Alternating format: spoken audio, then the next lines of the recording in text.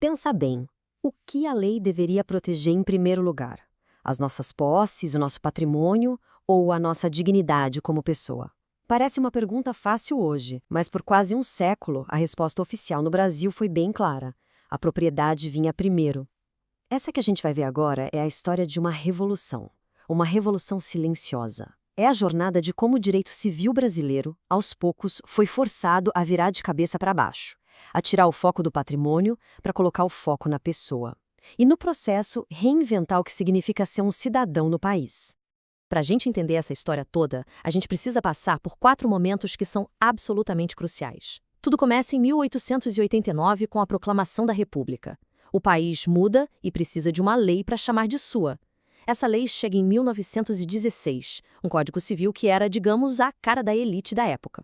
Só que a sociedade não para, ela evolui, e em 1943, a CLT, a Consolidação das Leis do Trabalho, abre a primeira grande rachadura nesse sistema antigo. E todo esse processo vai culminar lá em 1988, quando a Constituição Cidadã simplesmente vira o jogo. Vamos entender direitinho como cada um desses pontos se conecta. Então, o nosso roteiro para essa análise completa vai ser o seguinte. Primeiro, a gente vai entender por que a nova república precisava tanto de um código. Depois, vamos mergulhar fundo no DNA do Código de 1916, o que eu chamei de monumento ao individualismo.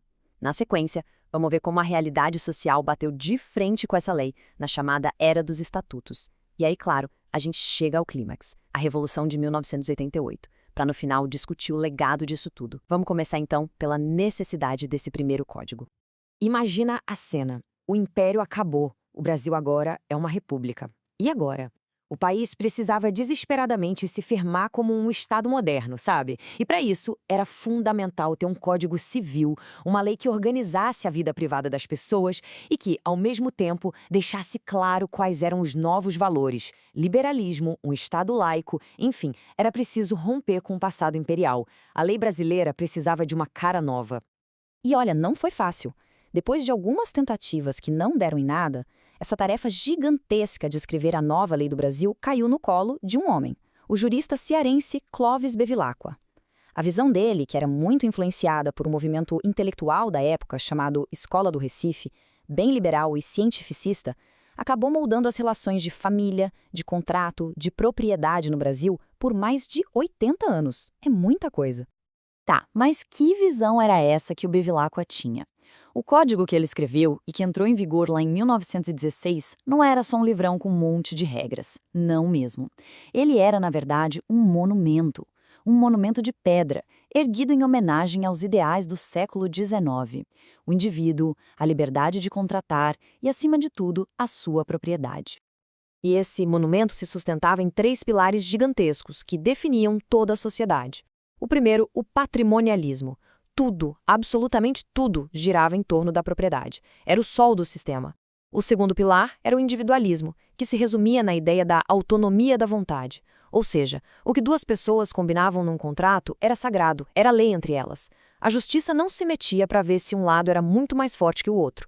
E, por fim, o terceiro pilar, o patriarcalismo. Uma ideia de família super rígida e hierárquica, com o homem, claro, no topo de tudo, como chefe. E o que esse patriarcalismo significava na prática, no dia a dia? Bom, significava que perante a lei a mulher casada não era vista como plenamente capaz de tomar suas próprias decisões. O termo técnico era relativamente incapaz. Na prática, ela precisava da autorização do marido para coisas básicas da vida, como trabalhar, abrir um negócio ou até mesmo entrar na justiça para defender um direito seu. É pesado, né? Essa frase aqui, ela é de uma honestidade brutal e resume tudo perfeitamente. O ponto central para entender aquele Brasil é este. A lei não era para todo mundo. Ela foi desenhada com um perfil muito específico de pessoa em mente. E quem não se encaixava nesse perfil, bom, tinha que se adaptar às regras feitas para esse homem branco, proprietário e chefe de família. Só que tem um detalhe, né? A sociedade brasileira não é uma foto estática, ela se move. A industrialização, o crescimento das cidades, tudo isso trouxe gente nova para a cena. Novas classes de trabalhadores, novas tensões sociais. E o Código de 1916, aquele monumento, simplesmente não foi feito para essa nova realidade. Foi aí que a vida real começou a bater de frente com a lei. E essa ruptura veio num efeito dominó. Primeiro, o código, pensado para um Brasil rural, simplesmente não enxergava as massas de trabalhadores das cidades. Isso forçou o Estado, principalmente na era Vargas, a intervir, a criar leis de proteção. O ponto máximo disso foi a CLT, em 1943, que foi uma verdadeira bomba na lógica do Código. Pela primeira vez, a lei dizia com todas as letras que a tal autonomia da vontade tinha limites, sim, para proteger o lado mais fraco, o trabalhador. Foi ali que o Código deixou de ser a única lei importante e começou o que a gente chama de Era dos Estatutos. Começaram a surgir leis específicas para tudo aquilo que o Código não dava mais conta. Toda essa tensão, essa pressão acumulada por décadas, uma hora a panela ia explodir. E ela explodiu em 1988, com a nova Constituição Federal. E é fundamental entender o que aconteceu ali não foi uma reforminha, um ajuste, foi uma inversão completa de valores, uma verdadeira revolução na forma de pensar o direito no Brasil.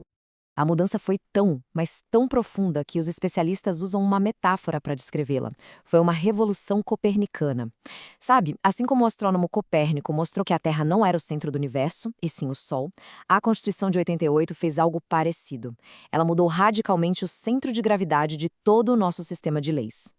E essa imagem aqui ilustra essa transformação de um jeito brilhante.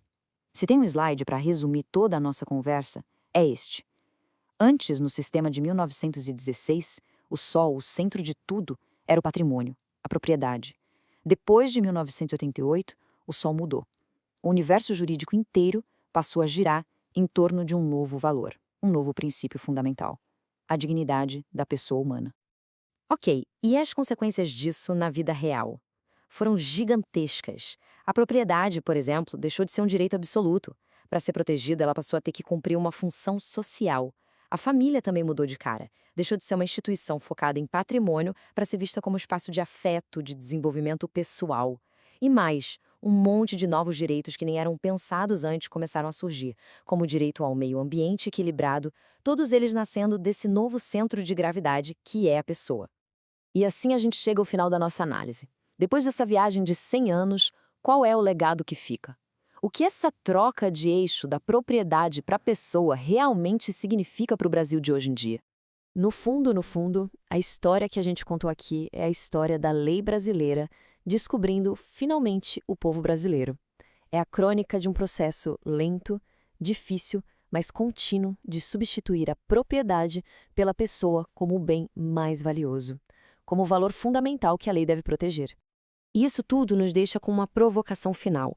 Já se passaram quase 4 décadas desde aquela Revolução de 1988. A gente pode dizer que a promessa se cumpriu? No nosso dia a dia, nos tribunais, nas relações sociais, o valor da dignidade humana já venceu de vez a antiga e poderosa lógica do patrimonialismo? Bom, essa é uma discussão que claramente continua aberta.